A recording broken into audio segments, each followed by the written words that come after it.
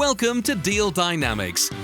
This podcast is all about selling your IT and tech business. We'll tackle topics like how to sell your business and how to manage the process. Don't forget to subscribe, hit that like button, and comment on what you'd like to see in future episodes.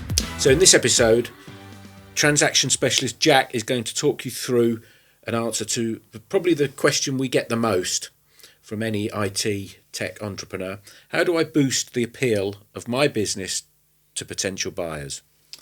Yeah, I think one of the core pieces happens years before you're ready to sell. I think that's understanding the key KPIs and the key value drivers when it comes to preparing for sale.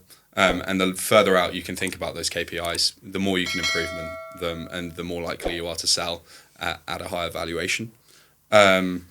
We've got, I would say, strengthening the management team is probably one of the key aspects, particularly the non-shareholding management team. If you can get a really strong team in place, then at the point of sale, there's going to be a lot more flexibility for you to take money off the table on day one, because the risk is much lower for the potential buyer. And of course, they don't need to put the costs for the shareholder back into the business. Exactly, so you can remove that cost from the EBITDA and or from the cost lines, and then obviously you have a much higher adjusted EBITDA, which ultimately drives the value. The majority of valuations are done based off profitability, and I think that's always going to be a key aspect to work on. The more profitable, the more cash you're generating, generally speaking, the higher valuation you're going to be able to achieve. Strengthening relationships with potential buyers from an earlier stage. Now, when you have an advisor, this isn't necessarily as much of an issue, because advisors have those relationships and venture has those relationships with the IT buyers and the tech buyers. So I think from that perspective, it's maybe not something you have to work on from as far out, but having those relationships where you know culturally you would be a good fit for that company, or your business would be a good fit for that company, I think is going to be a pretty crucial element to boost valuation and also increase likeliness of selling.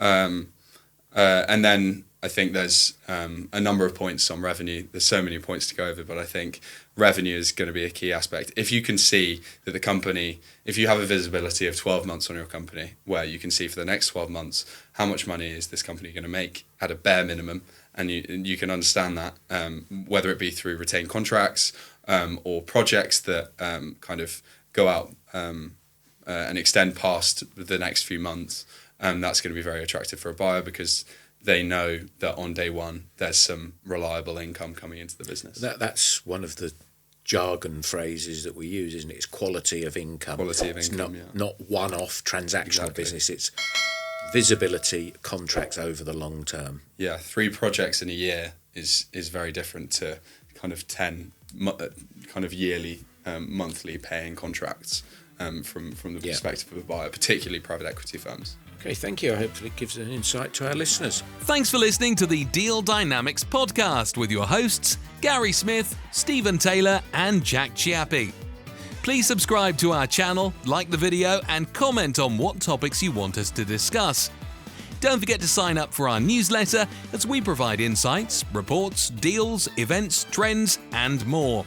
Just head to venturecorporatefinance.com/newsletter to sign up for free.